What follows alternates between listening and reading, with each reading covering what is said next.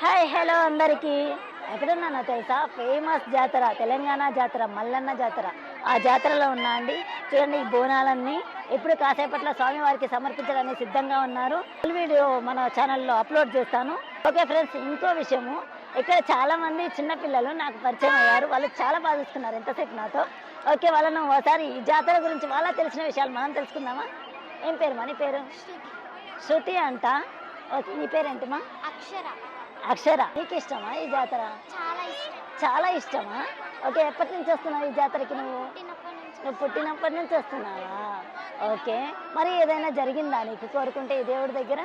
జరిగింది. జరిగిందా? ఏం జరిగింది? నాకు చెల్లెలు పుట్టాలనుకున్నా. వావ్, విన్నారు కదా, ఈ పాపకి చాలా ఇష్టమంట.